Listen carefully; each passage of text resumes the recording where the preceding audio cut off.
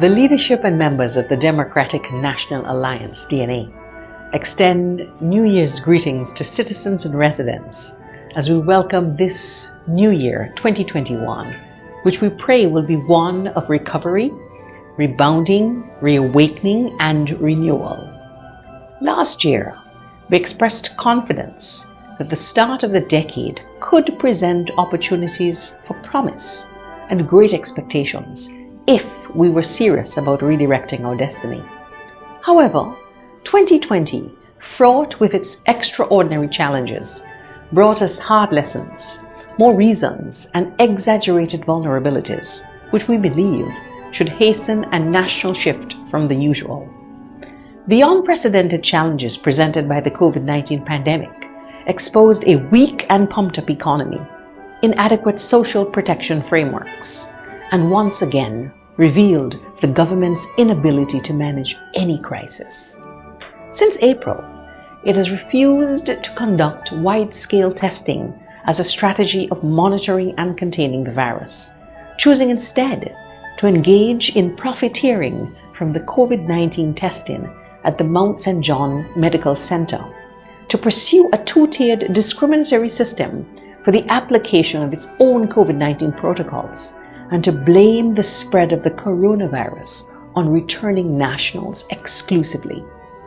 The disparate treatment for visitors and locals is indicative of the existing system, characterized by social inequality and an unequal application of our laws. Yet the people of our country continue to persevere in the face of these government failings, and with the odds stacked against us, we have risen to the challenges presented by this pandemic. My people, we see you. We express condolences to those families who lost loved ones to the virus.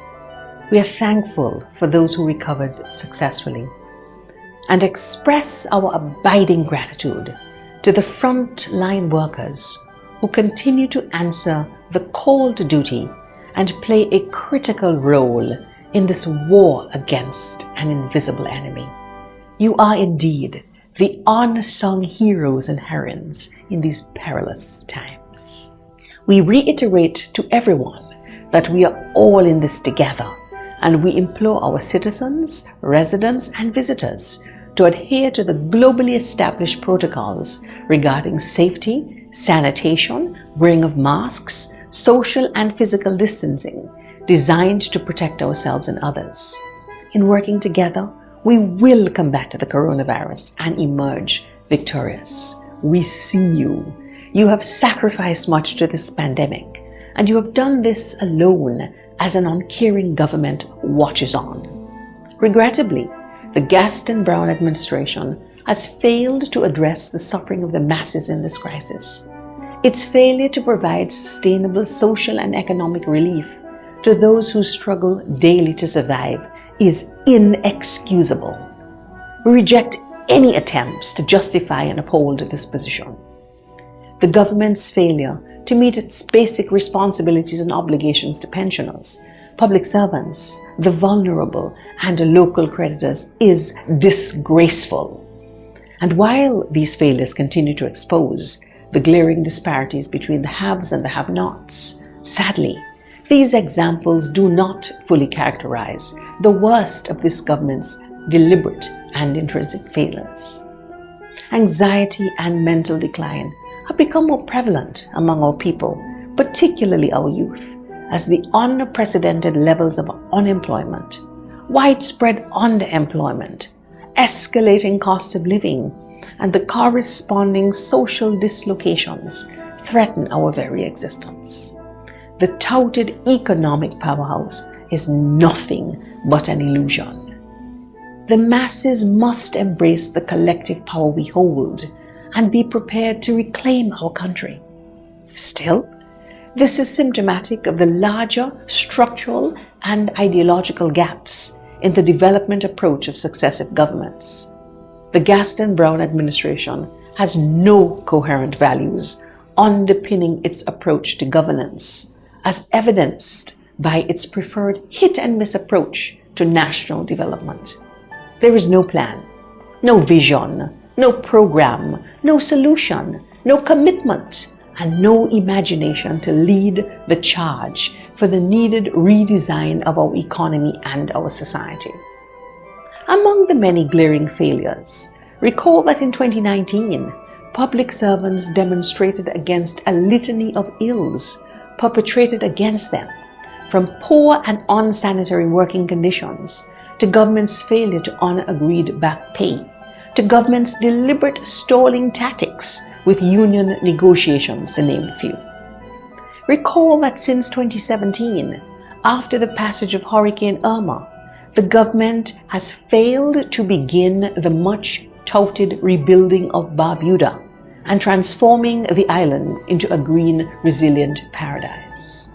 This ongoing neglect of our sister island must be brought to an abrupt end in 2021. Begin by providing a full independent accounting to the public of the resources received and spent or distributed, whether in cash or kind, for the rebuilding of Barbuda.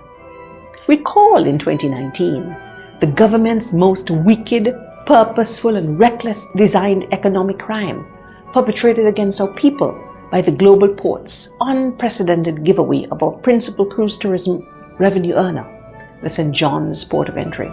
We repeat here that the Gaston Brown administration has, in effect, economically re-enslaved the current and next generation of Antiguans and Barbudans, and undermined our progress, and in so doing has crafted a model of neocolonialism never seen since the abolition of slavery almost 200 years ago.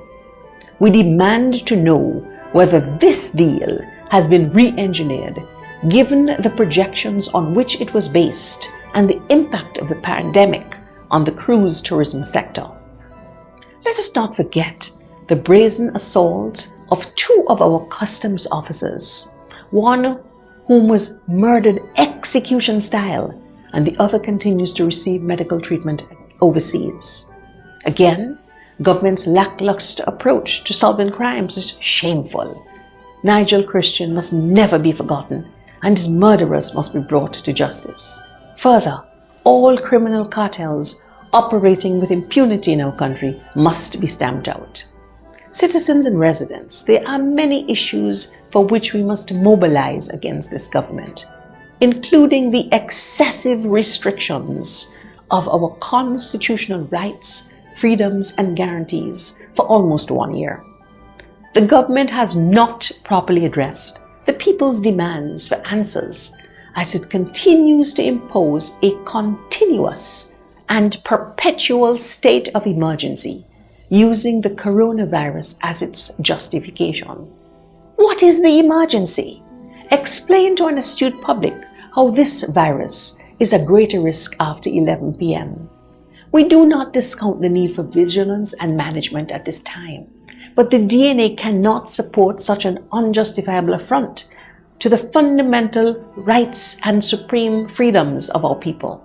No government should abuse this narrow power given to it. The truth is, we are on a slow march towards authoritarianism by an uncaring and power-drunk government whose only commitment is to the well-connected and privileged few who historically have enjoyed the social, economic, and political benefits in our country. As we put 2020 behind us, we invite you again to imagine what can be achieved if we live in a nation where good governance is the minimum standard, where government is serious about national and community redevelopment, where our leaders show respect to all and lead by example, where a diversified economy works for all, and where our people experience our nation's motto, each endeavoring, all achieving. However, in order to accomplish this, we must collectively reject the tyrannical, autocratic, and dictatorial behavior which sadly has come to characterize the preferred method of governance of the Gaston Brown administration. The DNA assures our people that the challenges facing us are not insurmountable. The government's failures can be turned into successes, but to do so requires a new political dispensation, a new visioning for redevelopment and prosperity for all. We assure you that you will be hearing and seeing more of the DNA in 2021 as we advance our agenda for comprehensive constitutional reform, for reduced cost of living, for the diversification of our economy and the ownership of it. We will engage you on our vision of a nation investing in technology and innovation, devising strategies to curb unemployment, reforming our judicial and penal systems, and on strategies to control the escalation of crime and violence in our society. It is the DNA that will continue to speak truth and engage you on the corrosive effect of the political culture of nepotism, corruption, and disrespect so rampant in our society. And we will provide constructive ideas on properly redressing outstanding issues burdening our civil servants, pensioners, and those in need of social protection. As a new, dynamic, and conscientious political organization, determined to deliver our motto, prosperity for all, and the opportunity to experience transformational leadership, we are confident that hope is on the horizon. A political party forged by the people, for the people. Together, we will design an architectural blueprint for our country's sustainable economic and social redevelopment, which we call proudly Vision 2040. In 2021, we are duty-bound to chart a new destiny for our redevelopment. Our faith in ourselves and our country must never falter, and we encourage you to share in our optimism about the future. The DNA will embody the change which our people long for and which they deserve. We encourage our citizens and residents to keep the faith, to pray for our leaders, ourselves, and our country, and to remain faithful but strident patriots. We are encouraged by the words so eloquently expressed in Paul's letter to the Galatians, chapter 6, verse 9, which reads, "And let us not be weary in well-doing, for in due season we shall reap if we faint not."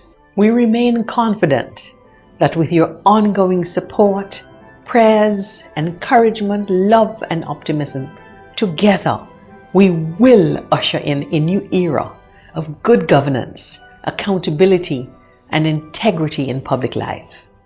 May God continue to bless Antigua and Barbuda. Happy New Year.